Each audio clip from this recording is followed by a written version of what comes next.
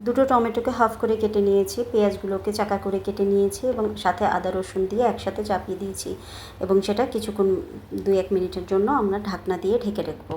Hello everyone, welcome back to my channel. আপনারা সবাই কেমন আছেন? হোপ আপনারা সবাই খুব ভালো আছেন।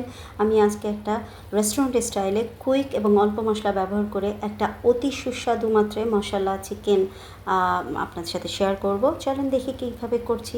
তো এভাবে আমি যখন 2 থেকে 3 মিনিটের মতো ঢাকনা দিয়ে ঢেকে দেওয়ার পর টমেটোগুলো সিদ্ধ হয়ে আসলে ওর ওপর থেকে চামড়াগুলো অটোমেটিক্যালি বের হয়ে আসে। তো সেটাকে বের করে নিলাম আমি ওই পটের মধ্যে, আলাদা করে বের করার দরকার নেই। এবং এখানে এখনও কোনো মশলা দেইনি এবং ভালোভাবে এটা টমেটোগুলোকে একটু ভালোভাবে নেড়েচেড়ে এখানে বেসিক মশলা এখন অ্যাড করে দিয়েছে, যেমন জিরার গুঁড়া, ধনিয়া গুঁড়া, গরম মশলা পাউডার, একটু red chilli powder, chilli flakes আর লবণ মিলিয়ে ভালোভাবে, আর সামান্য পরিমাণ হলুদ দিয়েছি, দিয়ে এটাকে এখন ভালোভাবে এই মশলা টমেটো একসাথে মিলিয়ে নেব।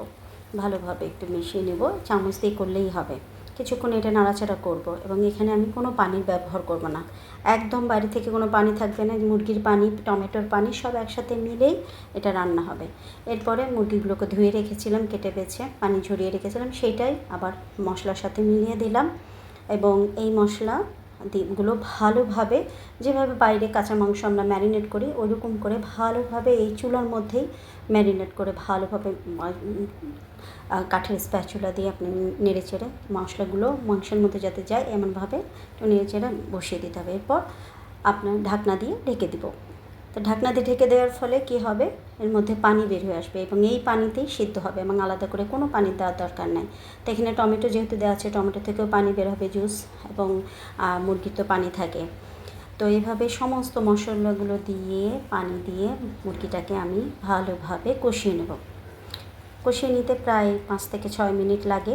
ভালো করে যদি এখন একটু এই মুহূর্তে জালটাকে একটু মিডিয়াম আঁচে করে দেব, কারণ এবং এক পিঠ হয়ে গেলে তারপরে আরেক পিঠ করব। দেখেন এভাবেই মুরগিগুলোর গায়ে কিছু লাল লাল আঁচ হচ্ছে এবং ঢাকনাতে ঢেকে দিলাম।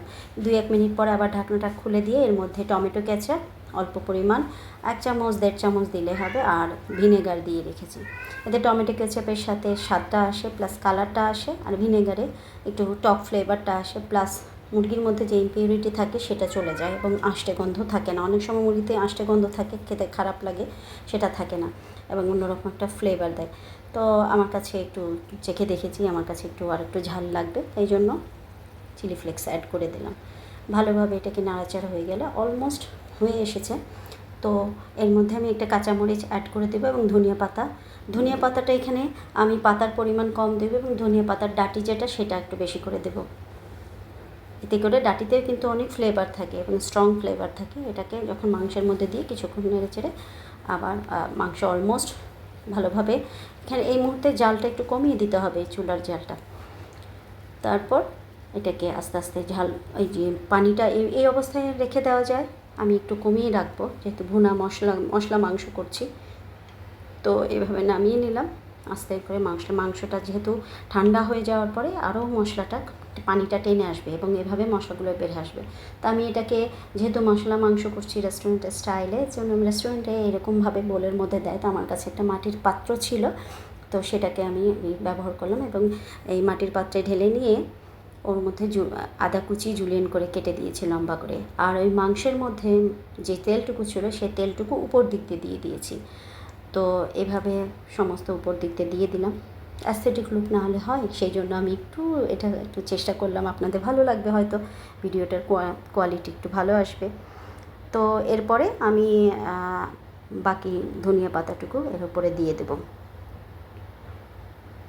এবার ডেকোরেশনের পালা। কোনো খাবার, যত ভালো খাবারই হোক, ডেকোরেশন না করলে ভালো লাগে না। যেহেতু একটু স্পেশাল করে করছি, সেই জন্য একটা, যেহেতু মাটির পাত্র, এটার সাথে কম্বিনেশন করে আমার কাছে কাঠের একটা ট্রে ছিল, প্ল্যাটার ছিল, সেই প্ল্যাটারটা বের করে তার উপরে দিলাম, বাটিটা রাখলাম এবং এরপরে আমি কিছু পেঁয়াজ, ভিনেগারে রাখা পেঁয়াজ প্লাস প্লাম আর কাঁচামরিচ দিয়ে আমি এটাকে প্ল্যাটারটা সাজিয়ে নিচ্ছি। এই পেঁয়াজগুলো ভিনেগারে রাখলে কি হয়, পেঁয়াজগুলো কাটার আগ দিয়ে গোটা পেঁয়াজ ছিলার পরে এগুলোকে পানিতে ধোয়ার পরে এটুকু কেটে নিতে হবে, নেওয়ার পরে একটা বাটিতে রেখে একটু ভিনেগার দিয়ে ডিপ করে রাখতে হবে প্রায় 10 থেকে 15 মিনিট। তাহলে ওর মধ্যে যে কাঁচা গন্ধ বা ঝাঁঝ থাকে সেটা একদমই থাকে না, খেতেও অনেক মজা লাগে, একটু মিষ্টি মিষ্টি লাগে, অনেক ভালো লাগে ভাত খাবারের সাথে। আর এটা প্লাম দিয়ে দিয়েছি, প্লামের স্বাদই আলাদা, যেটাকে আলু বোখারা বলে। আর হচ্ছে মরিচ, যার ইচ্ছা হবে মরিচ খাবে, না হলে খাবে না।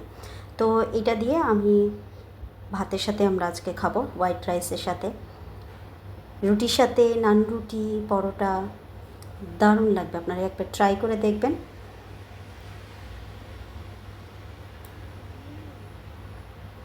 যেহেতু আমি এভাবে করছি, তো আজকে মনে হলো আমরা একটু নিচে বসে খাই। তো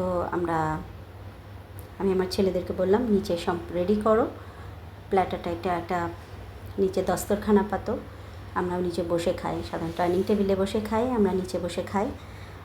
তো চলো আজকে নিচে বসে খাই। সেই অনুযায়ী আমি আবার এই প্ল্যাটারটা নিয়ে ছেলেদের বললাম যে দস্তরখানা সাজাও। তো দস্তরখানার মধ্যে এই যে প্রত্যেকের প্লেটে প্লেটে ভাত দিয়ে দিয়েছি, আর সবাই ভাত খাবে।